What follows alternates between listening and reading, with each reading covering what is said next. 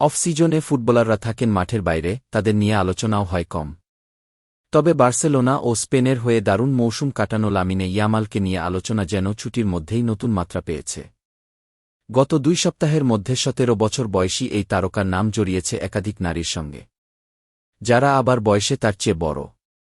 সম্প্রতি influencer Fati ভাস্কেজকে ঘিরে গুঞ্জনের পর এবার আলোচনায় প্রাপ্তবয়স্ক কন্টেন্ট নির্মাতা ক্লোদিয়া বাবেলের নাম। 29 বছর বয়সী এই নারীর সঙ্গে জল্পনা নিয়ে মুখ খুলেছেন Yamal.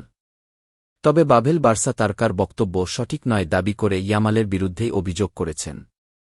19 June Spanish TV show ট্রেডেয়ারে একটি খবর প্রকাশ পায় যে ক্লোদিয়া বাবেল নাকি ইয়ামালের সঙ্গে একটি ডেট আয়োজনের চেষ্টা করেছিলেন। এর সঙ্গে যুক্ত ছিলেন এক ফটোগ্রাফার, যিনি দুজনের ছবি তুলে দেওয়ার কথা, আর তা বিক্রি করে লাভবান হতে চেয়েছিলেন বাবেল। অনুষ্ঠানে বলা হয় পুরো বিষয়টি ছিল এক ধরনের মিডিয়া ফাঁদ। অনুষ্ঠান থেকে ফোনের মাধ্যমে সরাসরি ইয়ামালের সঙ্গে যোগাযোগ করা হয়। ইয়ামাল ট্রেডেয়ার শোতে জানান, এমন কিছু কখনোই ঘটেনি, আমাদের দেখা হয়নি। বাবেল আগ্রহ দেখালেও আমি না বলেছিলাম। অনুষ্ঠানে ইয়ামাল আরও জানান, তার মা কখনোই কোনো মেয়েকে বাসায় ঢুকতে দেন না। বাবেলের সঙ্গে তার কখনো দেখা হয়নি বলেও দাবি করেন। ইয়ামালের বক্তব্য সামনে আসার পর এ নিয়ে মুখ খুলেছেন বাবেল। সামাজিক যোগাযোগ মাধ্যম ইনস্টাগ্রামে ইয়ামালের বক্তব্য খণ্ডন করে একটি বিবৃতি দিয়েছেন তিনি। সেখানে বাবেল অভিযোগ করেন, ইয়ামাল তার সঙ্গে যোগাযোগের চেষ্টা করেছিলেন, তিনি আমার সঙ্গে যোগাযোগ করতে চেয়েছেন, দেখা করার জন্য জোর করেছেন। তিনি বলেছেন মায়ের সঙ্গে থাকেন, বাস্তবে তিনি একা থাকেন। এখন তিনি দাবি করছেন আমাকে প্রত্যাখ্যান করেছিলেন, অথচ তিনি আমার পেছনে ঘুরছিলেন।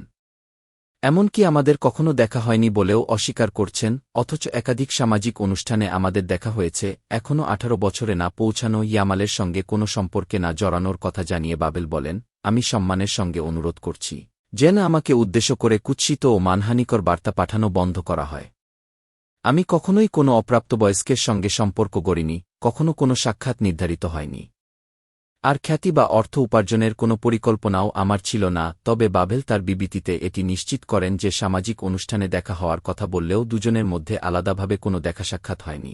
একটি বিষয়ে আমরা একমত যে আমাদের মধ্যে বাস্তবে কোনো সাক্ষাৎ ঘটেনি। ধন্যবাদ ভিডিওটা শেষ পর্যন্ত দেখার জন্য। লাইক, কমেন্ট আর শেয়ার করতে ভুলবেন না। সাবস্ক্রাইব করে আমাদের সাথে থাকুন। কেমন লাগলো জানাবেন নিচে। আগামী ভিডিওতে আবার দেখা হবে ইনশাআল্লাহ।